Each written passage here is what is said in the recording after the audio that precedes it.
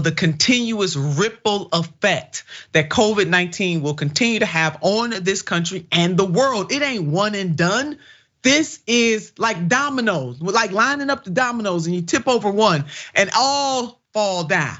This is what COVID-19 is like. And so the stresses, the death, and the presence, the persistent presence of the pandemic are still greatly felt. Yet on May the 11th, a few days from now, emergency declarations for the pandemic are set to expire, thanks to Congress and to the Biden administration, despite the fact that we have a new variant on the rise right now. The CDC data, Omicron subvariant, is out, alive and well.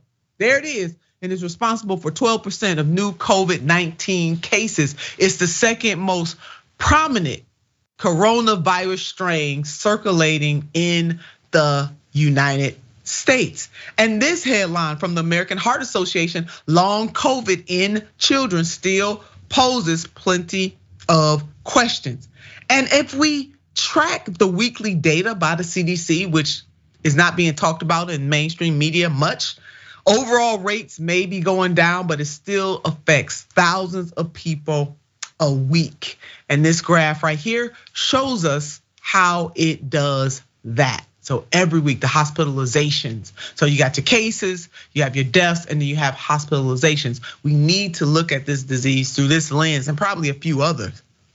That right there, I mean, it's problematic, Jackson, that the emergency, I mean, that's what's really getting to me the most, that the emergency declaration is going to expire on May the 11th. And another thing, is that COVID really exposed the biggest weaknesses within this industry. It exposed how hospitals really aren't prepared for stuff like this. And more importantly, they're not really willing to give what's necessary in order to have the type of staff backing to take care of stuff like this.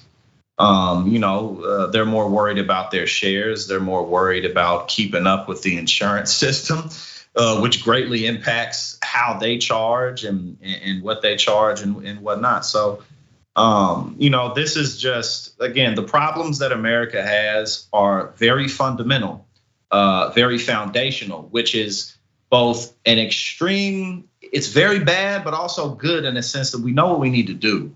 There's really, we don't need a whole bunch of like the most brilliant geniuses to come together to figure out that we need to pay people some more and give them some more benefits. This really isn't complicated.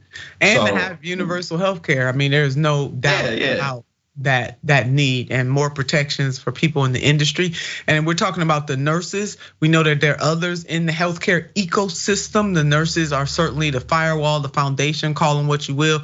The system itself cannot function. And if nurses are enduring this, Jackson, I'm sure it's impacting a whole lot of other people in that ecosystem as well.